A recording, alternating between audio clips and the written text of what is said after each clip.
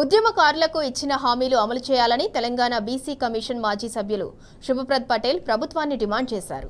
తెలంగాణ ఆవిర్భావ దినోత్సవం సందర్భంగా తాండూర్ జయశంకర్ చౌక్ వద్ద ప్రొఫెసర్ ఆచార్య జయశంకర్ విగ్రహానికి పూలమాల వేసి నివాళులర్పించారు.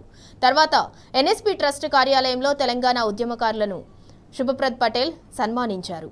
ఉద్యమకారులకు 250 గజాల ఇంటి స్థలం, గౌరవ భృతి ఇవ్వాలని డిమాండ్ చేశారు. కార్యక్రమంలో 4 మండలాల తెలంగాణ ఉద్యమకారులు వీరమణి, గోవిందరావు, శ్రీనివాస్ రెడ్డి, పర్యాద రామకృష్ణ, అబెద్ చౌస్, ఫెరోజ్ ఖాన్, దత్తాత్రేయరావు, కేశవులు, సంజయ్ గౌడ్, ప్రకాష్ గౌడ్, జిల్లాని, ముజీబ్ ఖాన్, రామకృష్ణ, నరేష్, కమల్ ప్రసాద్, భాను మొయిజ్, రవీందర్, బస్వలింగం పాషా, వెంకట్ యాదవ్, మల్లేశం, నూరుద్దీన్, చంద్రశేఖర్, నరేష్ గౌడ్ ఉద్యమకారులు పాల్గొన్నారు.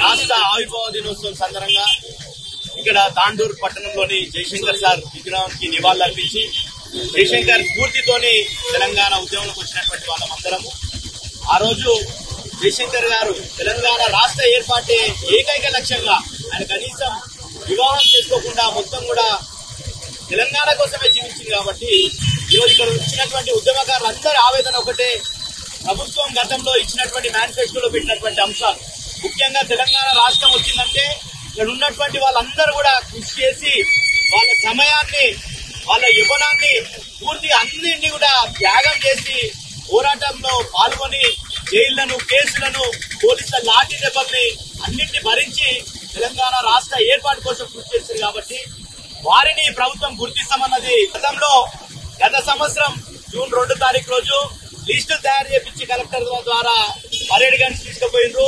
అక్కడ ఏదైనా ఉద్యమకారులకు సంబంధించినటువంటి 250 గజాల జాగా ఏదైతే ఇస్తామన్నారో, అదేవిధంగా గౌరవ వృత్తి ఏదైతే ఇస్తామన్నారో ఆ విషయంలో మాట్లాడతారు అనుకున్నాం. కానీ ఒక్క మాట కూడా ముఖ్యమంత్రి గారు మాట్లాడలేడు, కనీసం మాట్లాడలేడు. చేతల్లోనైనా ఈ సంవత్సరం వరకన్నా చేతల్లో చూపిస్తాడు అనుకున్నాం, కానీ ఇప్పటి వరకు కూడా చేతల్లో లేదు. వాళ్ళు చెప్పింది ఏంటంటే ఉద్యమకారులను గుర్తిస్తాం, గుర్తింపు పత్రాలు ఇస్తామన్నారు. ఎక్కడ కూడా గుర్తింపు పత్రాలు ఇవ్వలే, దానికి ఖర్చు అయ్యేది. అదేవిధంగా 250 గజాల ఖాళీ స్థలం ఇస్తామన్నారు, దానికి దోచుకునేటువంటి పరిస్థితి.